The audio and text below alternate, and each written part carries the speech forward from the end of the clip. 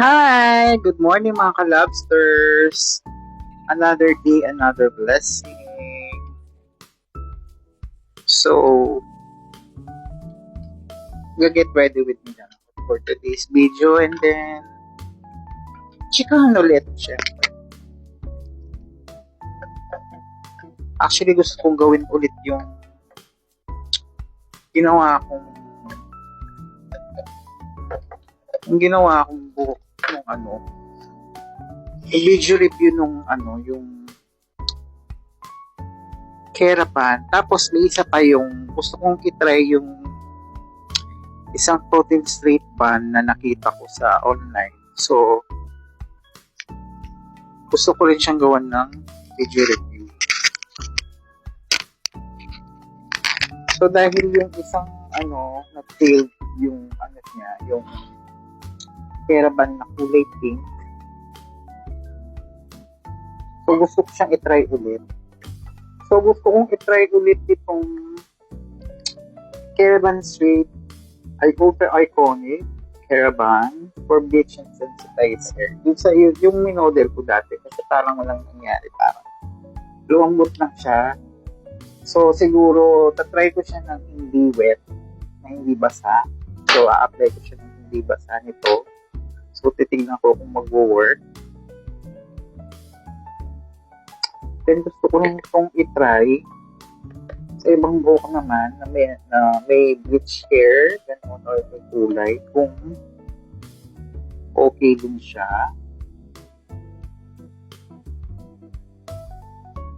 Hair coil and lower. So, babasahin ko muna to. So, tatry ko lang sila. Tatry ko lang to kung maganda siya. Then ito, uulitin ko yung process nito, uulitin ko yung video. So, ayun. So, mag-get ready with me na ako. Siyempre, sunscreen ulit. Sunscreen tayo. Kasi kahit tuminto ka na sa diba nakuha mo na yung nakuha mo na yung gusto mong glass skin. Kailangan mo pa rin ng ganito. Tsaka yung isang ginagamit ko yan, may energy siya. May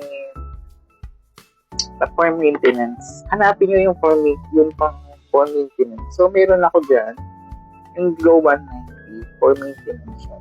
Pag okay ka na sa face mo, yung nag-glass skin ka na. So, stop ka na dun sa rejuvenating, mag-switch ka na ng maintenance. So, for maintenance na.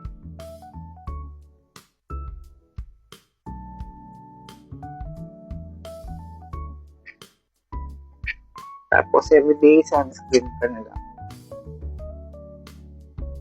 Tapos, may cream din yung dalawa eh. Pura lang yun.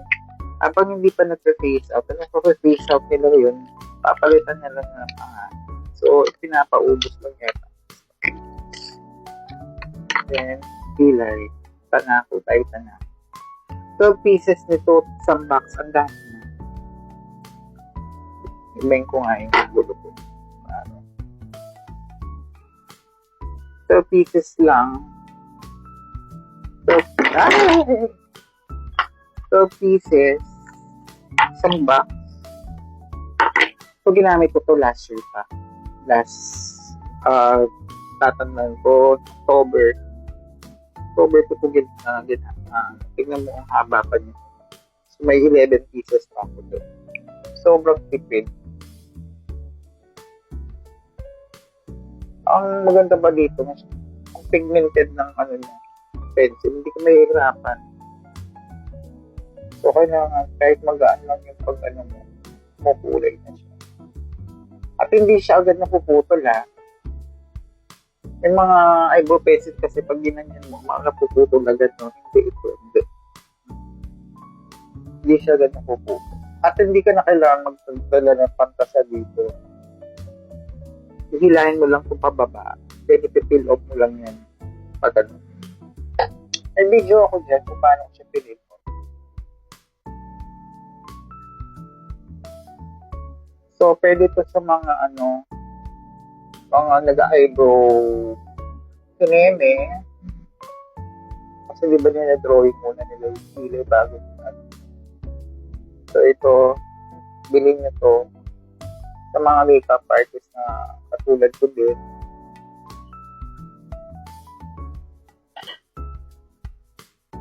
Sobrang tipid.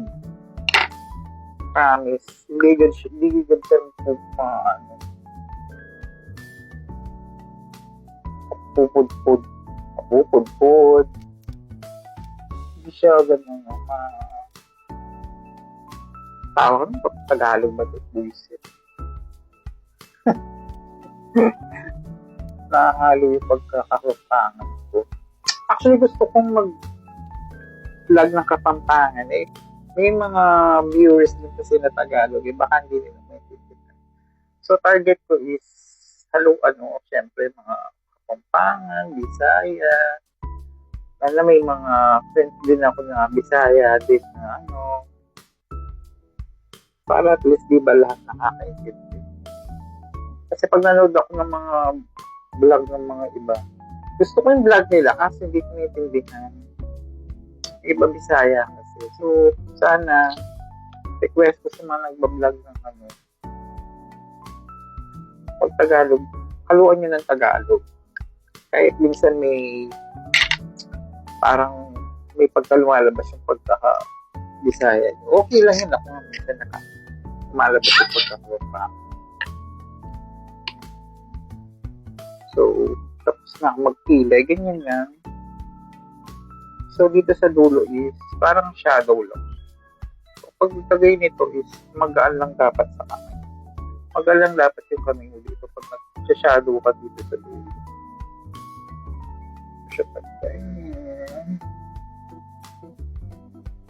Hindi mo siya dapat diinin. Kasi pag diniin mo siya, magdo-dark yung dito. Parang magkabuka na sila. So, gusto ko lang siya.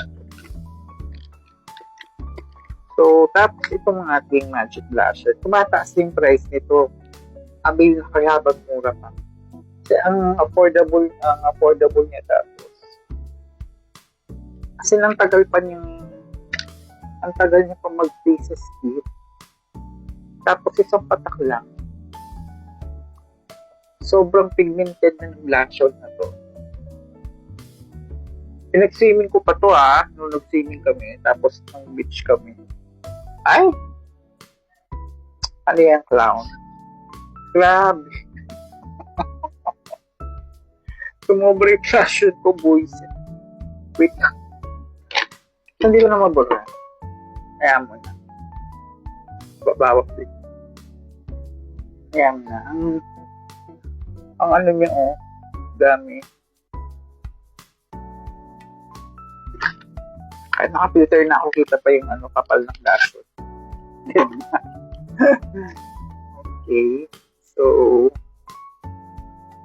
So, ayun lang. Abangan nyo yung ko. Video review ulit to. Part 2. Kasi yung una medyo nakakapapa ako sa tanong na to. So, siguro medyo kailangan pa. Yun nga, sabi ko nga kailangan pag-aralan pa. So, uulitin ko siya na hindi basa. Applyin ko siya na hindi basa kasi stock dito is wet.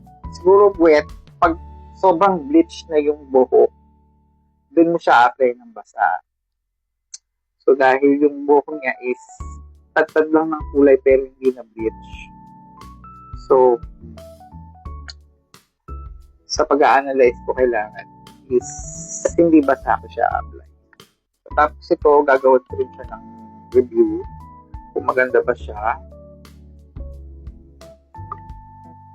Kasi kung di natin sila susubukan, di natin malalaman kung hindi. Kahit okay lang kahit magastos.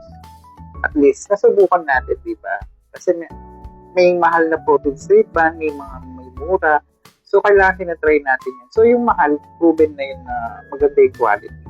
So, try naman natin yung mga mumulahin na protein strip band kung maganda yung quality at naglo-long last din. So, yun lang mga ka-lobsters. So, ayun. Abangan nyo na lang yung mga video review ko dito. So, abangan nyo lang yung video review ko sa dalawang to. So, ito ulitin ko. May part 2 tapos ito una. So, titingnan natin kung maganda yung mga murang pang protein straight bun. Mga protein straight bun. Pero alam ko yung original nito is nasa yung Nutriel. So, yun. Proven na yun. Saka yung mga cysteine yan, magaganda rin. So, tignan natin. Bigyan natin ng chance yung mga ganitong product. So, tignan natin kung maganda at mag-long last. Na. So, ayun lang, mga kalabster.